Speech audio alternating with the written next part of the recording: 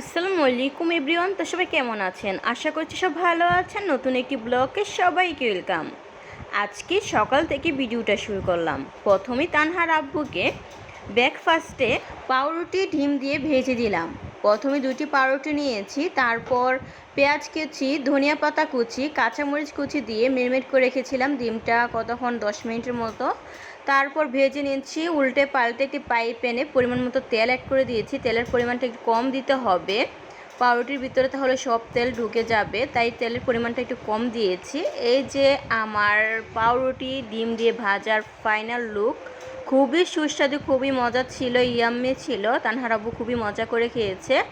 আর কালকে তানহার আব্বু নদীর শিং, ট্যাংরা মাছ নিয়ে এসেছিল। তো গতকাল ভিডিওটা শেয়ার করেছি, সবাই তো দেখেছে। এই মাছগুলো দিয়ে সিম আলু টমেটোর ঝোল রান্না করব। তার জন্য এখানে সিম আলু সুন্দরভাবে সাইজ করে কেটে নিয়েছি। এখন ধুয়ে পরিষ্কার করে রেডি করে রাখবো। আর অন্যদিকে উপকরণে ছিল টমেটো, কাঁচামরিচ, ধনিয়া পাতা কুচি, পেঁয়াজ কুচি, যা যা উপকরণ লাগবে সবগুলো উপকরণ আগে থেকে কেটে ধুয়ে পরিষ্কার করে নিয়েছি রান্নার সুবিধার জন্য। তো আমি মাছগুলো হলুদ, মরিচ, স্বাদ মতো লবণ দিয়ে মেরিনেট করে রেখেছিলাম কতক্ষণের জন্য। তারপর ফ্রাই করে নিয়েছি একটি কড়াইতে। তো মাছগুলো উল্টে পাল্টে ফ্রাই করে নিয়েছি। কালারটা যখন ব্রাউন কালার হবে ওই পর্যায়ে মাছগুলো নামিয়ে নেব। তো নামিয়ে নিয়েছি মাছগুলো। অন্যদিকে পেঁয়াজ কুচি, পরিমাণ মতো তেল দিয়ে পেঁয়াজটাকে ব্রাউন কালার করে নিতে হবে। পেঁয়াজটা যখন ব্রাউন কালার হবে ওই পর্যায়ে সিম আলুগুলো অ্যাড করে দিতে হবে। এই যে আমার পেঁয়াজটা ব্রাউন কালার হয়ে গেছে, এ পর্যায়ে সিম আলুগুলো অ্যাড করে দিব।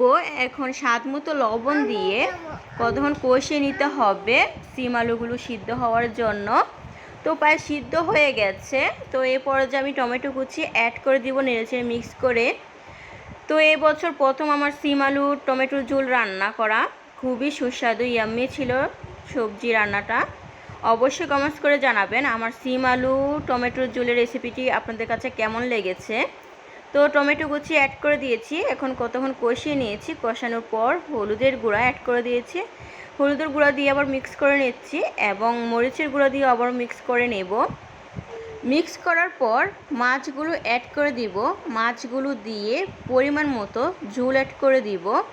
তো মাছগুলো নদীর শিং ট্যাংরা ছিল, খুবই সুস্বাদু লেগেছিল। নদীর শিং ট্যাংরা মাছ দিয়ে সিম আলুর ঝোলটা খেতে খুবই সুস্বাদু ছিল। পরিমাণ মতো ঝোল দেওয়ার পর বলক আসার পর কাঁচামরিচ উপরে দিয়ে দিয়েছি। এখন আবার নেড়েচেড়ে মিক্স করে নেব। কতক্ষণ সিদ্ধ করার পর ধনিয়া পাতা কুচি দিয়ে নামিয়ে নেব।